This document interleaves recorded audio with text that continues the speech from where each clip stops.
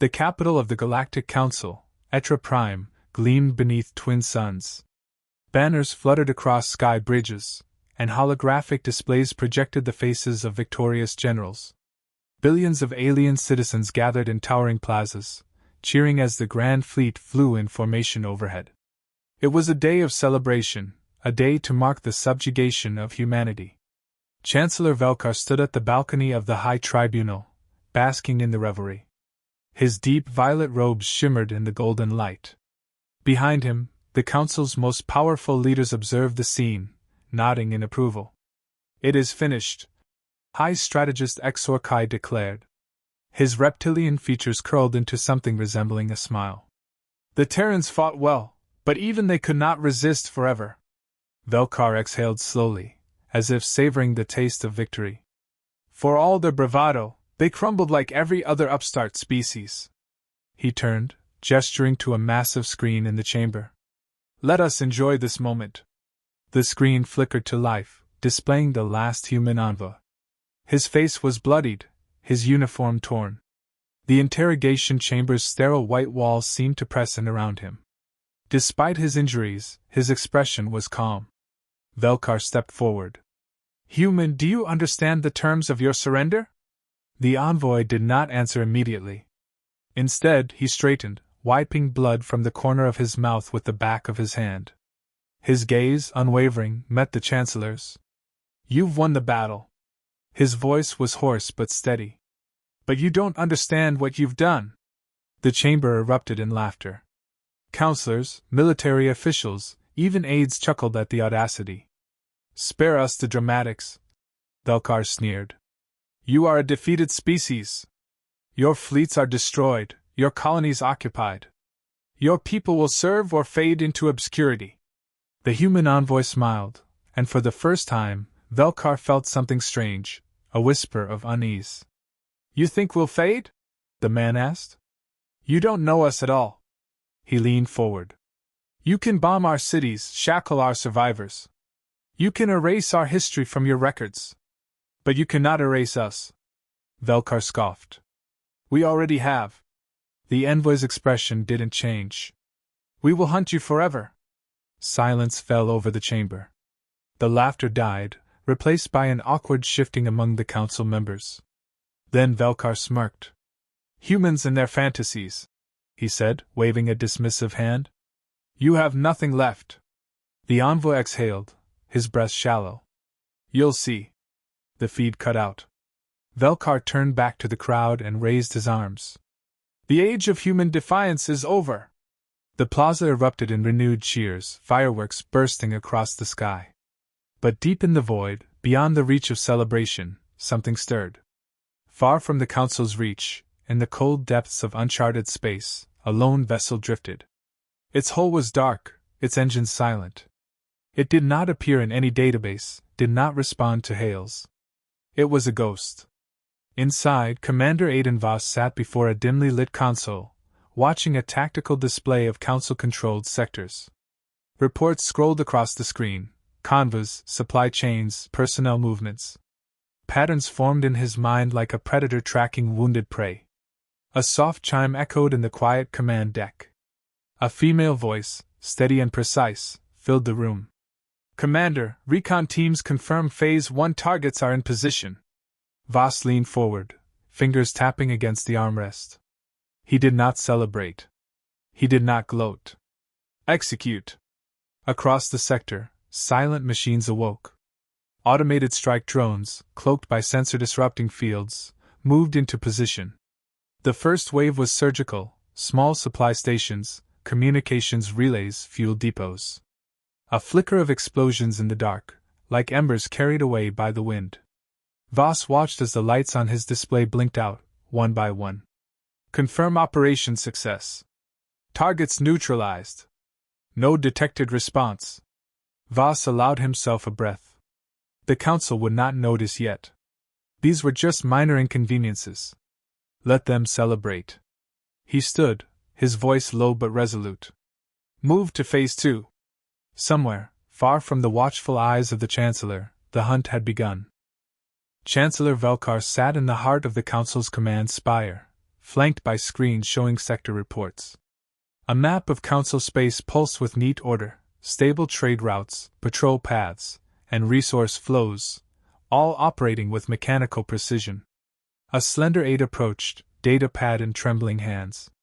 "Chancellor, there's been an incident." Velkar's gaze sharpened. "What sort of incident?" The aide swallowed hard. "A supply depot on Arcanis 4. Destroyed in a localized explosion. No survivors." Velkar waved a hand. "Accidents happen. Replace the depot. Tighten safety protocols." But before the aide could retreat, another hologram flickered to life. A cold, synthetic voice cut through the silence. "Confirmed destruction of comm relay station, Sector Rose 17. Cause unknown. No distress signal received." Velkar's brow furrowed. 2 accidents, within hours, on opposite ends of Council space? Still, he dismissed it. Coincidence. Coincidence. In the emptiness beyond Council borders, the Ghost Fleet moved like shadows. Cloaked corvettes slipped between patrols, relaying data back to their hidden command ships. Aiden Voss stood at the operations table aboard the Iron Requital, watching new targets light up. "Report," he ordered. Lieutenant Sarah Morgan spoke without hesitation. "Phase 2 targets marked. Fuel convoys, forward repair stations, minor outposts. All lightly defended." "Good," Voss said quietly. He studied each point of vulnerability. The Council had grown fat and complacent. They believed victory meant peace. He tapped one convoy route. "I want disruption without detection. No survivors. No debris. Make them wonder if the ships ever existed." Morgan nodded. "Execution teams are in position." Voss looked her in the eye. "Make them afraid to chart a course." The Council's confidence lasted exactly 2 days. At the next emergency assembly, tension hung heavy in the chamber. For additional attacks. No trace of culprits. Convoys vanished from secure lanes. Fuel stations reported maintenance requests, and then fell silent. Councillor Grevin, his scales dull from stress, slammed a fist on the polished stone table. "These are not accidents. We are under attack." Velkar raised a hand. "We defeated the Terrans. They have no resources left to mount such operations." Another councillor's voice cut through. "Chancellor, this pattern is deliberate. Precision strikes. Infrastructure only." Velkar's patience frayed. "Are you suggesting phantom fleets? What force could coordinate attacks across multiple sectors with such accuracy?" A long pause. No one answered. Finally, High Strategist Exorkai broke the silence. "Regardless of origin, we must respond." Velkar relented. "Deploy patrol squadrons. Double escorts for all trade convoys. Initiate drone surveillance along key routes." They nodded. It sounded like control. It felt like order. But outside their polished walls, chaos whispered. Deep space. A Council escort cruiser drifted through Sector Mava 22, guarding a heavy freighter loaded with rare alloys. The bridge officer frowned. "Picking up a faint signal, metallic debris off our port bow." "Source?" the captain asked. "Unknown. No distress call." The captain leaned forward. "Bring us closer." Moments later, proximity alarms screamed. The debris exploded. A ripple of silent destruction tore through the vacuum. The freighter fractured. The cruiser's shields flared, then failed. Blinding heat devoured its hull. Elsewhere, ghost ships pulled back into the void, silent and unseen. Back on Etra Prime, Velkar faced growing unrest. Reports of vanishing ships circulated on public networks, causing trade panic. He summoned Intelligence Director Malrex. Malrex's compound eyes blinked rapidly. "We've traced no conventional signatures, Chancellor. No warp anomalies. No identifiable energy trails." Velkar clenched his jaw. "I will not let superstition spread." Malrex hesitated. "Permission to speak freely?" Velkar nodded once. "I believe this is deliberate psychological warfare. The words hung between them. You think the humans are behind this? Velkar asked. I think they planned for defeat, Malrex replied. They disappeared from sensors for a reason. I believe they hid something. Velkar's stomach tightened. He dismissed Malrex with a nod and turned toward the window, looking out over his perfect city. For the first time, cracks had formed in the image. Aboard Iron Requital, Voss reviewed intercepted Council transmissions. Tension was mounting, exactly as he'd intended. He activated the fleet-wide channel. This is Commander Voss. You are executing history. All across the void, human crews listened. They laughed at our warning, he continued. Now they second-guess every signal. Every shadow. He paused, letting the weight of his words settle. Let's make them doubt their next sunrise. Counselor Lors, returning from an inspection, never made it home. Her shuttle vanished over an uncharted asteroid field. The search teams found only fragments, each piece etched with a single phrase. You were warned. The next emergency meeting of the Council descended into chaos. This is war! A counselor shrieked. We cannot even identify the attackers! Another spat. Velkar slammed his fist onto the Council dais. Enough! We will increase sector lockdowns. Mobilize the fleet. Silence the media. But even as he spoke, he knew. They were already losing control. The Council chambers, once a symbol of unshakable control, now pulsed with tension. Velvet banners and marble columns could no longer conceal the rising fear beneath polished surfaces. Chancellor Velkar sat rigid in his throne-like seat, eyes narrowed. His voice, when it came, was sharp. Status reports. Now. High Strategist Exorcai's scales dulled with stress. 6 more convoys lost, Chancellor. 4 industrial facilities offline. Civil unrest spreading on 3 core worlds. Entire sectors are requesting emergency military protection. A murmur rippled through the room. Velkar cut through it. Containment measures? Exorcai exhaled heavily. Fleet deployments increased, surveillance networks operating at capacity, yet the attacks continue. We intercept nothing. They vanish without trace. Counselor Orek's mandibles clicked nervously. We are being toyed with. This enemy, whoever they are, understands our weaknesses. Velkar's patience thinned. There is no whoever. These are fragmented terrorist cells. Isolate them, root them out. Malrex, the intelligence director, cleared his throat.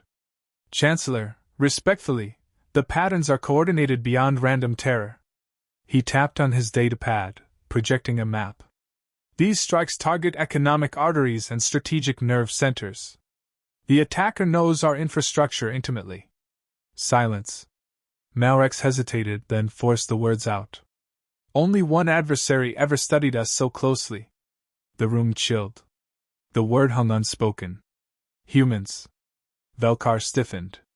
Impossible. Their fleets are gone. Malrex didn't flinch. Ships are gone. Not minds. Not resolve. The Chancellor's voice dropped to a whisper. They are broken. Malrex met his gaze steady. No, Chancellor. They are hunting. In the black void, aboard Iron Requital, Commander Aiden Voss reviewed fresh intelligence. The Council was cracking. Paranoia growing. Entire fleets pulled from front lines to guard trade lanes. Panic was outpacing reason. Lieutenant Sarah Morgan approached. Council broadcasts are becoming increasingly erratic. Multiple conflicting orders. Civil distress footage is leaking into outer sectors. Voss nodded slowly. Let them see fear. He switched frequencies. Across the hidden ghost fleet, captains waited on his word. This is Voss, he began, calm and deliberate. They're unraveling. Time for precision disruption.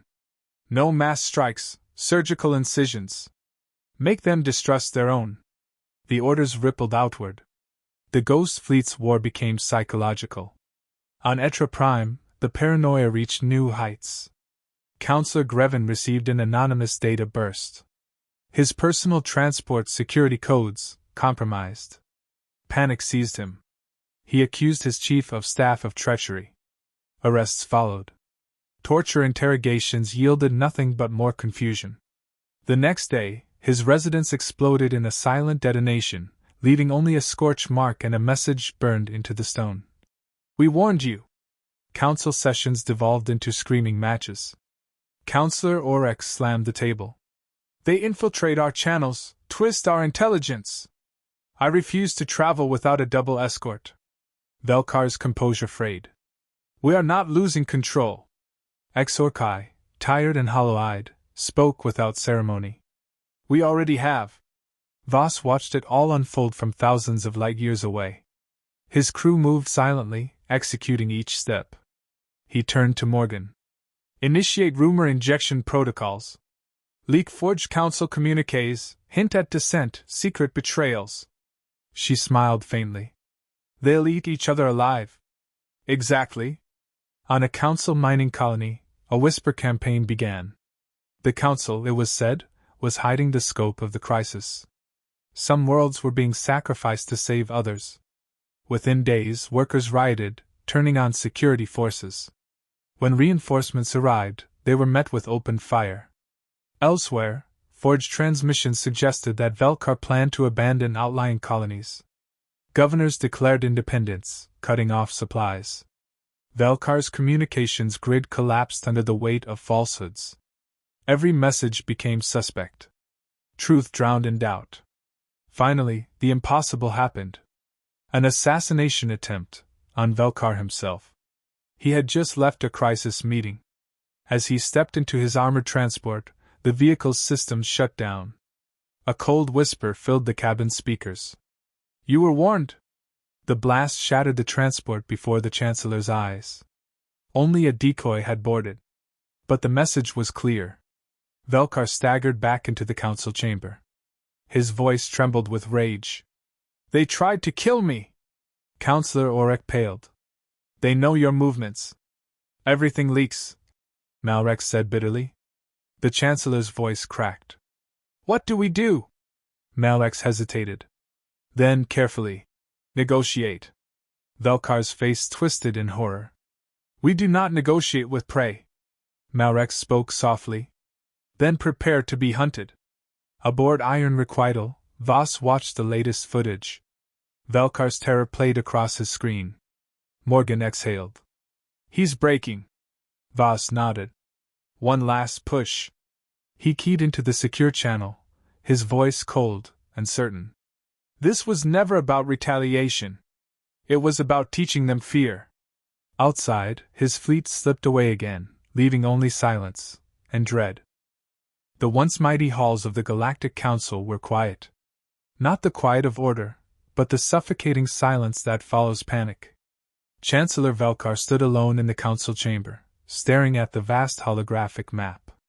It flickered now, sectors going dark. Supply routes broken. Fleets disbanded to protect isolated worlds. The core of council power, once dense and controlled, now looked like shattered glass. He clenched his hands behind his back. His voice trembled when he spoke. "Status." The hologram flickered again. Only Malrex answered, his image distorted by interference. 8 core worlds have declared autonomy. Peripheral sectors are refusing council orders. Governors are turning against each other. Velkar's throat was dry. "And the attackers?" Malrex hesitated. "Still no trace. They appear, strike, and vanish." The Chancellor's vision blurred. He had built empires, crushed rebellions, outmaneuvered rivals. But this was different. This was methodical decay. His knees nearly buckled when another report came through. Councillor Orek dead? Assassinated in his personal quarters. No alarms. No evidence. Just a carved message left on the wall. "We never stop." Velkar sank into his chair. For the first time in his reign, he felt powerless. Far beyond Etra Prime, in the silent depths of space, Iron Requital glided in stealth. Commander Aiden Voss studied the final data burst from Council broadcasts. Velkar was isolated. Fear had consumed him. Voss looked around at his command crew, their eyes reflecting both exhaustion and resolve. He spoke quietly. Phase 3. Finish this. Morgan's fingers danced over the console. Coordinates locked. The fleet moved without fanfare. No ceremony. No battle cries. Just cold, focused purpose. In the skies above Etra Prime, orbital defense platforms detected something. Faint, small anomalies at extreme range. They tried to raise shields. Too late. Stealth kinetic rods dropped from orbit, striking power stations and command hubs. No explosions. Just silence, followed by cascading failure. On the surface, lights dimmed. Communications blacked out. Velkar heard the city's heartbeat stop. Alarms sounded, weak and fading. He bolted from the council chamber, his personal guard struggling to keep up. The secure transport bay was empty. Then, a voice crackled over a hidden speaker. A human voice, calm and final. You were warned. The guard turned as one, too slow. From the shadows, ghost fleet infiltrators stepped forward, weapons humming with restrained energy. They didn't fire. They didn't need to. Velkar collapsed to his knees, trembling. A single figure emerged from the darkness. No mask. No armor. Just a human, Commander Voss himself. Velkar's voice cracked. Why? We spared your species. Voss's eyes were cold steel. You misunderstood mercy for weakness. The Chancellor's breath hitched. You can't destroy the Council. Voss tilted his head. I don't need to destroy it. I need to make sure it never rises again. Velkar's composure shattered. What will you do? Voss stepped closer. Nothing more. He nodded to his infiltrators. They will watch you destroy yourselves. Velkar clawed at words, but none came. The lights flickered once more. Outside the windows, the city was silent, empty streets, dark towers, only distant echoes of chaos. You're just men. Voss's expression didn't change. Men who remember. He turned and left, his footsteps quiet, deliberate. The infiltrators vanished behind him, leaving the Chancellor alone in the cavernous silence of his own empire's collapse. Across the galaxy, news of Etra Prime's blackout spread like wildfire. The core of the Council had fallen into chaos without a shot fired in public. Civil governments seized the moment to break away. Loyalist fleets defected. Markets crashed. The Council's insignia, once feared and respected, became a symbol of failure. On distant colonies, old human resistance cells celebrated in whispers. Their faith in vengeance had been rewarded. Aboard Iron Requital, Voss sat quietly in his quarters. He didn't celebrate. He didn't drink. Morgan entered. We've received full confirmation. Etra Prime is in full collapse. Council orders are conflicting. Most outer sectors have declared independence. Voss nodded. Exactly as planned? She hesitated. It's over. He looked up. His expression was distant. For them. Morgan lowered her voice. And for us? Voss leaned back. We never stop. The Council was the head of the serpent. But roots run deep. There will always be another tyrant. She studied him. How long do we hunt? His answer was soft, resolute. Forever. She saluted quietly and left him alone with the silence. In the dying embers of the Council's reign, one final encrypted broadcast crackled through the void. It was brief. Simple. Humans warned you. You laughed. Now you understand. And then silence, endless and final.